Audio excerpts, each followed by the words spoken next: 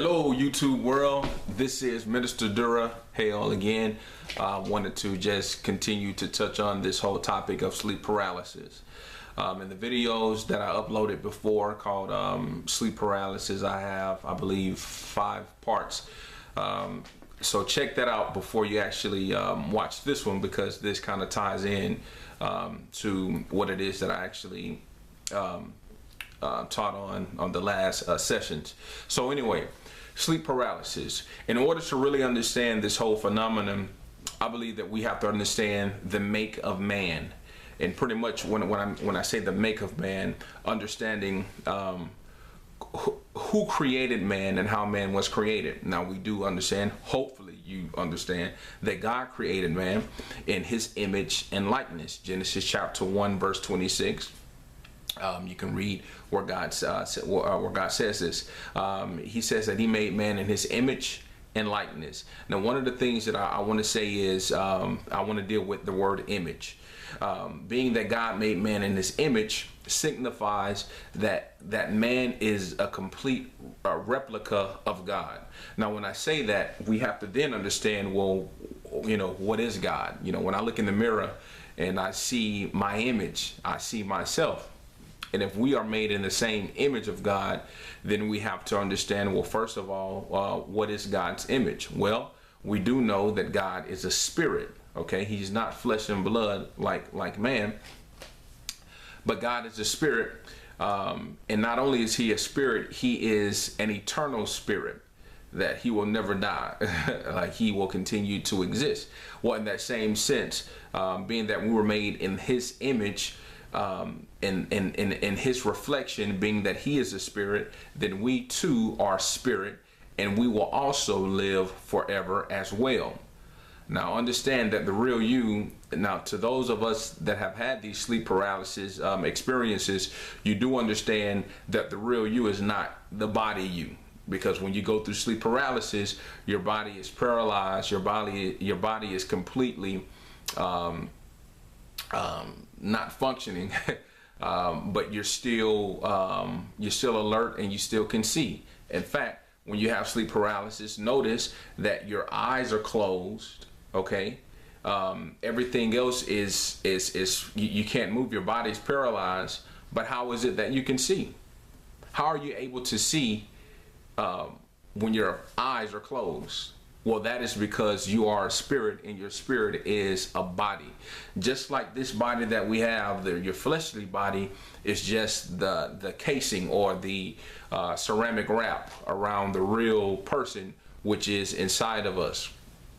So the body that we have inside of us is the spirit man, or that man that God made in his image and likeness. Now, you have to also understand that the spirit man, and to those of us that have had sleep paralysis, and to some of us who've actually left our bodies, or seen our legs leave our body, or seen different body parts actually leave your body, then you do understand that you have another body within you. Now, when you go into sleep paralysis, the spirit man, when that spirit man is I'm not even gonna say awoken, because he's always awake, but when you go into the zone of sleep paralysis, you are drifting in the spirit realm, where your spirit man is active, and you're more conscious of his ability. Okay, like for instance, when you go into sleep paralysis, notice how you feel the presence of like a demonic spirit, or you feel that evilness, or you feel that darkness upon you. Well, what allows you to do that? Well, that's because your spirit is highly sensitive. Okay, extremely sensitive.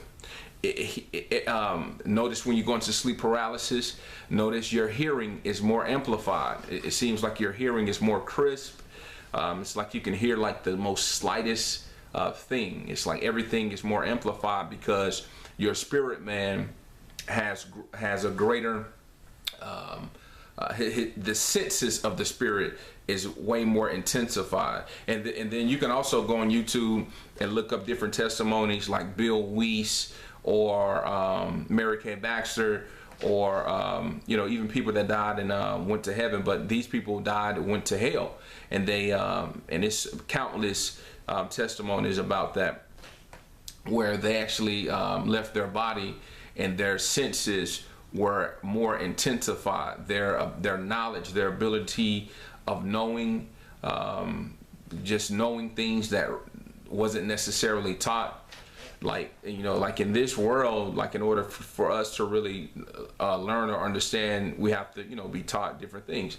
But your spirit has a knowing. It knows certain things. It doesn't necessarily have to be taught certain things. It just knows certain things. So I recommend that you go look up Bill Weiss, his testimony about 23 minutes in hell, Mary Kay Baxter,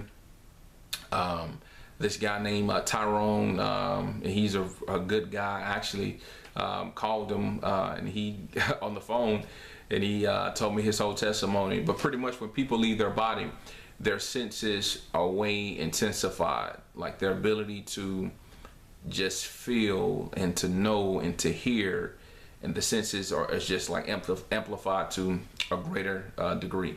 This is why when a person does go to hell, they feel they feel like a greater level of sorrow, terror, pain, and all of those things, because again, your spirit is way more sensitive than your fleshly and natural body. When a person, from the testimonies of people that actually went to heaven, they talk about knowing certain things, the presence of God, the love, everything was so intensified, and those things as well. So I really want us to understand that your fleshly body is just the shell. You are a spirit that will exist forever.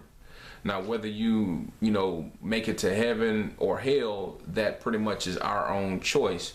But you will reside forever somewhere.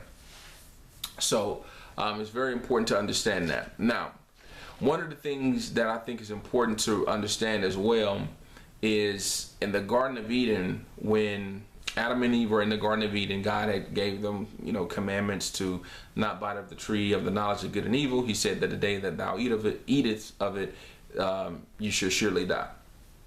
We all know the story.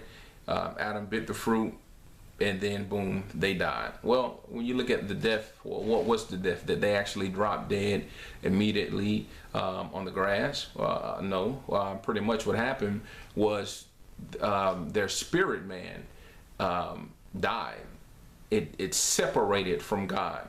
Okay, it's separated from God. Now, again, that's what death is in general. Death is always separation. Death is not death is not saying that that you no longer exist or there is no existence, because you will continue to exist. But death is just separation. When my body dies, that is when my soul leaves my body, separates from my body. When that separation takes place, then there's quote unquote death, separation. Well, in God's sense, when God created us, he created our spirit man to have fellowship with him. And when they bit of the forbidden fruit, they died instantly. He said, you shall surely die. Why did he emphasize that death? Saying that you shall surely die. Well, he had to say surely because the death was the actual more significant death, which was the death of their spirit being disconnected from the Spirit of God. So, and that also ties with being born again. Because when a person is born again, when Jesus comes inside of a person, the Bible says our spirit bears witness with his spirit that we are the sons of God. That you know that you have connected to Christ based upon the Spirit of God awakening your spirit or alerting your spirit that he's there.